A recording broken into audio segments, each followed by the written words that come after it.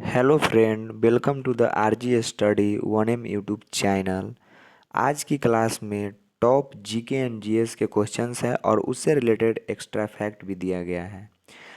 ये सब प्रश्न जो है एसएससी के प्रीवियस ईयर एग्जाम जैसे SSC GD, MTA, CPU, CHSL, Bihar SSC के प्रीवियस ईयर के जीके एंड जीएस के प्रश्न हैं। देखते हैं फर्स्ट प्रश्न क्या कहता है।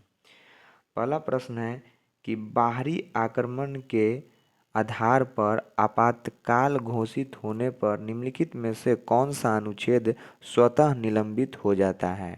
यानी कि आपातकाल जब लगता है तो आर्टिकल जो है वो स्वतः निलंबित हो जाता है। इसका राइट आंसर होगा ऑप्शन नंबर बी, अनुच्छेद 19। नेक्स्ट क्वेश्चन देखते हैं और इससे रिलेटेड एक्स्ट्रा फैक्ट भी देखेंगे। देखिए एक्स्ट्रा फैक्ट क्या कहता है कि यदि आपातकाल जो है सशस्त्र विद्रोह यानी इंटरनल इमरजेंसी के आधार पर लगाया गया हो तब अनुच्छेद 19 जो है स्वतः निलंबित नहीं होता है। यानी आपातकाल अगर सशस्त्र विद्रोह के आधार पर लगाया गया हो तो आर्टिकल 19 स्वतः निलंबित नहीं होता है। जबकि बाहरी आक्रमण या युद्ध की स्थिति में अगर लगाया गया हो आपातकाल तो अनुच्छेद 19 स्वतः निलंबित हो जाता है। नेक्स्ट देखते हैं, आपातकाल के दौरान भी अनुच्छेद 20 और अनुच्छेद 21 सिर्फ दो आर्टिकल्स हैं जो किसी भी परिस्थिति में निलंबित नहीं किए जा सकते हैं। आर्टिकल 20 और 21 निलंबित नहीं होता है। अब नेक्स्ट देखते हैं अनुच्छेद 22। अनुच्छेद 22 में क्या कहा गया है कि कुछ मामलों में गिरफ्तारी और निरोध से संरक्षण प्राप्त कर सकते हैं। नेक्स्ट फैक्ट देखते हैं कि भारतीय संविधान का अनुच्छेद 14 भारत के राज्य के भीतर सभी व्यक्ति, नागरिकों और विदेशी दोनों को समानता का अधिकार प्रदान करता है। यानी आर्टिकल 14 जो है वो विदेशी हो या भारतीय नागरिक हो दोनों को समानता का अधिकार प्रदान करता है। अब नेक्स्ट देखते हैं कि अनुच्छेद 32 संवैधानिक उपचारों का अधिकार है जिसे डॉक्टर भीमराव अंबेडकर ने संविधान का हृदय और आत्मा कहा था। याद रखिएगा आर्टिकल 32 संवैधानिक उपचारों का अधिकार है जिसे डॉक्टर बी आर अम्बेडकर ने संविधान का हृदय और आत्मा कहा था। अब नेक्स्ट देखते हैं क्वेश्चन नंबर 2 देखते हैं कि निम्नलिखित शहरों में कौन सी सीन नदी के किनारे स्थित, यानी कौन सा शहर जो है वह सीन नदी के किनारे स्थित है। इसका राइट आंसर होगा option number A, Paris. Paris जो है फ्रांस की राजधानी पेरिस वह सीन नदी के किनारे स्थित है। अब इससे रिलेटेड फैक्ट्स देखते हैं कि बेलग्रेड जो सर्बिया की राजधानी है, बेलग्रेड जो सर्बिया की राजधानी है यह डेन्यूब नदी और सावा नदी के संगम पर स्थित है। याद रखिएगा बेलग्रेड सर्बिया की राजधानी है जो कि डेन्यूब नदी पर स्थित है। अब लिस्बन जो कि पुर्तगाल की राजधानी लिस्बन है यह टैगुस या तोजो नदी के किनारे बसा है। नेक्स्ट फैक्ट देखते हैं, बुडापेस्ट जो कि हंगरी की राजधानी बुडापेस्ट है यह भी डेन्यूब नदी के दोनों तटों पर स्थित है। नेक्स्ट क्वेश्चन देखते हैं क्वेश्चन नंबर 3, आर्थिक नियोजन विषय है, यानी आर्थिक नियोजन जो है वह विषय है किस सूची का विषय है। यह जो है ऑप्शन नंबर सी यानी समवर्ती सूची का विषय जो है आर्थिक नियोजन है। अब इससे रिलेटेड एक्स्ट्रा फैक्ट देखते हैं क्या दिया गया है कि संघ सूची। अब देखते हैं कि संघ सूची में कौन कौन से इम्पोर्टेंट फैक्ट्स है। संघ सूची में रक्षा, विदेश नीति, रेल, डाक, बैंकिंग, मुद्रा आदि विषय आते हैं। याद रखिए संघ सूची में क्या क्या आता है, रक्षा, विदेश नीति, रेल, डाक, बैंकिंग और मुद्रा आते हैं। नेक्स्ट एक्स्ट्रा फैक्ट देखते हैं राज्य सूची के बारे में कि राज्य सूची में क्या क्या दिया गया है। राज्य सूची में याद रखिएगा पुलिस, लोक व्यवस्था यानी कानून व्यवस्था, लोक स्वास्थ्य और स्वच्छता, कृषि, सिंचाई, भूमि, मत्स्य पालन, स्थानीय शासन यानी पंचायती राज और नगर निकाय का आता है। यानी राज्य सूची में जो है इम्पोर्टेंट विषय यही है कि पुलिस याद रखिएगा, कृषि याद रखिएगा, सिंचाई, भूमि और मत्स्य पालन।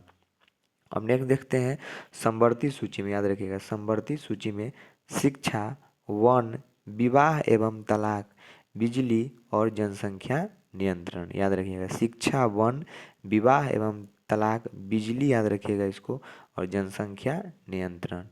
नेक्स्ट क्वेश्चन देखते हैं, क्या दिया गया है कि गैस का बिना द्रव में बदले सीधे ठोस में परिवर्तन कहलाता है। यानी गैस जो है वो बिना द्रव में बदले सीधे ठोस में परिवर्तन हो जाता है। इसको क्या कहते हैं? इसका ऑप्शन नंबर ए होगा, निक्षेपण कहते हैं। और इससे रिलेटेड और फैक्ट देखते हैं। इम्पोर्टेंट फैक्ट क्या दिया गया है, देखिए इम्पोर्टेंट फैक्ट क्या है कि ठोस से द्रव में बदलना क्या कहलाता है? उसको गलन कहते हैं। यानी जब ठोस से द्रव होता है, सॉलिड टू लिक्विड, तो उसे गलन कहते हैं। जैसे बर्फ का पिघलकर पानी बनना, बर्फ जो है वो ठोस है और पिघलकर पानी यानी द्रव बन गया, इसको गलन कहते हैं, मेल्टिंग।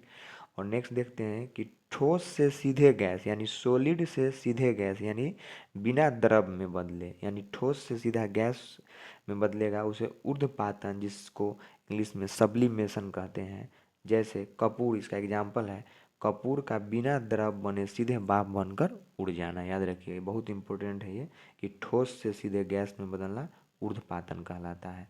नेक्स्ट इंपॉर्टेंट फैक्ट देखते हैं कि द्रव से गैस, द्रव से गैस यानी वाष्पीकरण या क्वथन कहलाता है। द्रव से गैस बनना, जैसे पानी का उबलकर भाप बनना।